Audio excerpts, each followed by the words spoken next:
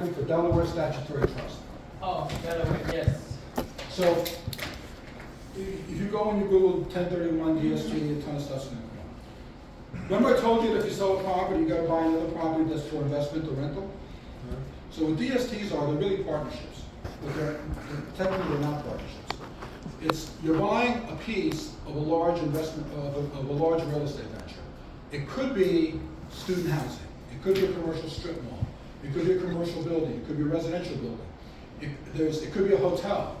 So what you're doing is, there's a hotel out there that's worth $20 million, and you're buying 2% of it for $400,000, right? These DSTs qualify for 1031 treatment. So a lot of people that own rental properties, they don't want to deal with them anymore. They just want to take their money, give it to like a DST, invest in a DST, and they get their 4%, 5%, cap rates vary, right, depending on the investment. And they get their rate of return, and it qualifies for 1031, and it's an easy solution. I personally don't like them. I think that they're terrible investments for a lot of different reasons. If you invest $500,000 in a DST and you want to sell it 2 years later, they will tell you that the DST is sellable. It's not sellable. You're competing against a sponsor. You can sell it, but you're going to take on average a 25 to 30% hit. You may as well pay the taxes to begin with, rather than this, right? You can't sell it because they're not marketable. And then, they tell you that your cap rate is 4%, you're getting a check for $3,000 a month, and then you get a check for $1,000. You go, what happened? They go, oh, we had to put a new roof on. So it costs them $500,000 to put a roof on that you know you could have put on for $60,000. You wind up with that type of problem. You have no control over the operation of the business. So if you're the type of person that really is loosey-goosey, you don't care, I get my check, I don't get my check, they're fine. Much better than managing a 12-family house in Brooklyn. But if you're the type of person that micromanages, watches your dollars, and you want to know what's going on, these things will make you literally crazy. We do recommend to people, though, that when they do 1031 transactions, when they identify, they should identify a DST. Because if they can't find the property, and it's not possible, at least they can close on a DST as a last resort, right? And before DSTs, people used to use farmlands. There was a whole industry in the Midwest where you have a 1031, we'll sell you the acres. And now you can do a 1031 again. You sell that. Now when you find what you want, you sell that and you buy what you want. So people are doing that with DSTs right now. That industry doesn't exist anymore, but we used to do it with farmland. Now people are doing it with DSTs. Next question kind of goes in with what you asked before. This is a home conversion, home purchase and conversion. So you're selling a $1 million rental property in Queens, or a mixed-use property, 500 owner-occupied, 500 rental, and you don't want to pay tax on the 500 rental side. Can you buy a primary residence or a property you're going to live in? The answer is no. But can you buy a piece of property, rent it, and then convert it to owner-occupied? The answer is 100% yes. Yes. Mm-hmm. The IRS knows it happens. They don't have an issue with it. The IRS basically says, we want you to rent the property for 2 years. That's what they tell you. And I'll tell you how that really comes out.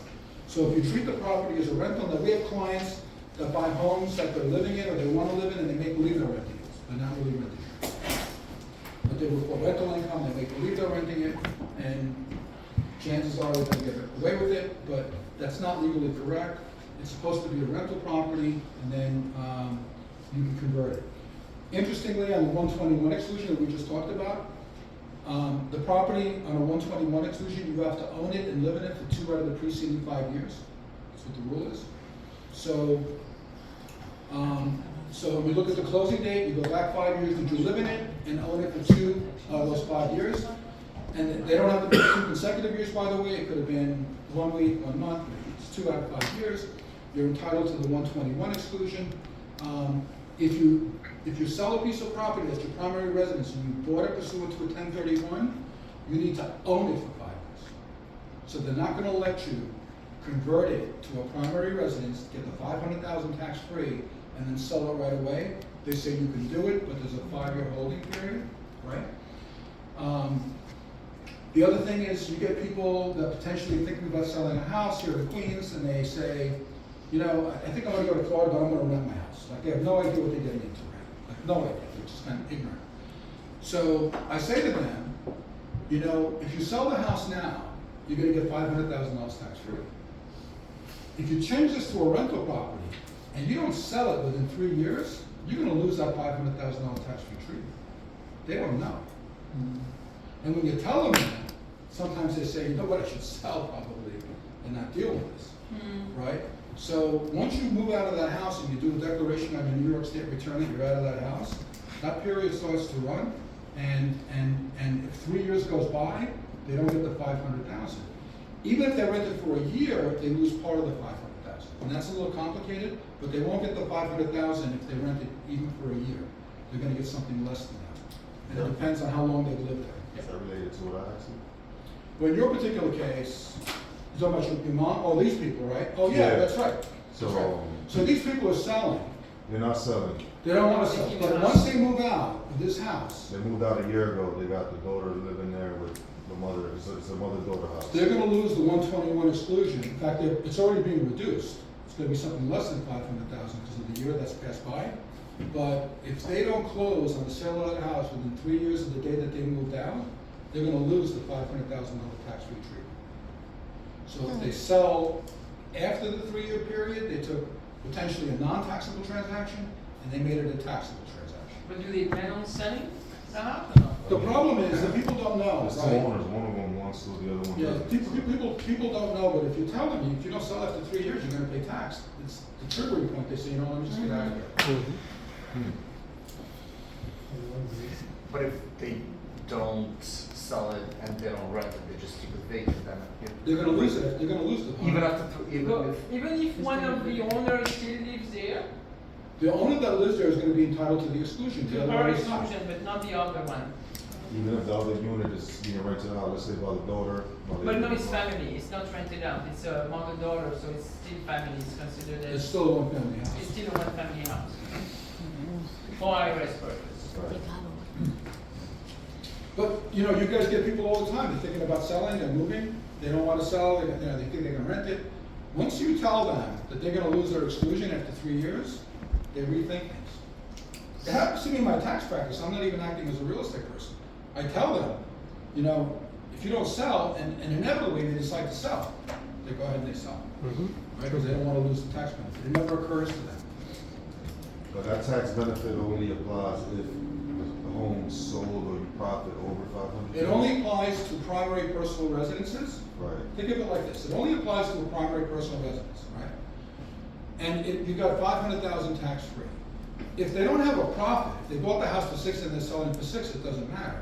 But if they bought the house for 5 and it's now worth $1 million, they got a $500,000 profit, right? When did they buy their house in Edmond? 96. Sure, It's that's got- plenty of profit. So this guy, if he doesn't sell within 3 years of the sale, of moving out, which is fine, right? He's gonna lose, $500,000 is gonna be taxable, or it wasn't taxable before. it's gonna be a lot. That's gonna be a lot in that instance. And a year's already gone, you said, right? So this is why I give you this example, it's important for you to know as real estate. Leave it there. Family purchase and rental. Sure. We get a lot of times people say to us, I wanna sell my house, I'm selling for $1 million, I wanna buy a rental property, or I wanna buy a house for my daughter. Right, or I wanna give my daughter the money, and can you do a 1031 if you sell a rental property, you give the money to your daughter? The answer is no. Can't do it. Can you do a 1031 if you sell the property and buy a rental property that you rent to your daughter? The answer is yes. So the law is very clear, you can do that. So even though you have a family member living there and it's really personal use and it's not really a rental situation, the IRS says you can rent to your daughter, right? And then the idea would be after the 2 years, and you start on the 2 years or 3 years, then you can just gift it to your daughter. Take a So deed, just first gift rent to her. it and then gift it. That's correct. So even if it's like $100 monthly rent, does that qualify? That's the And key. since- The IRS is very clear. You have to rent it at fair market value. Ah, If not it's some a bullshit. $4,000 a month rent, you're declaring $4,000 a month rental income. You can't declare So something. even if So you, then you're paying rental at least you income show it, tax. you can collect that money, even if you You're give paying that to one your way or the daughter, right? You can sort of trick They the don't thing even or care, not? they don't even care if the daughter doesn't give you the money, they want you to report the $4,000 a month rent. Correct. So you're paying Ah. income tax. You pay declaring. Yeah. Income You have to taxes, declare right? income, yeah. Oh, man. But you also have expenses, you have depreciation deduction, you have real estate Yeah. taxes, you've got utilities, right? So it's really not that terrible, I just wanna warn you, I just wanna tell you, one, you can do it, and two, if they audit you, they're gonna make sure that you're paying fair market value rent. Now, if it's a $4,000 a month rental, and they're paying you $3,000, you're probably okay. If they're paying you $500 a month, it's not gonna fly. Mhm. Right?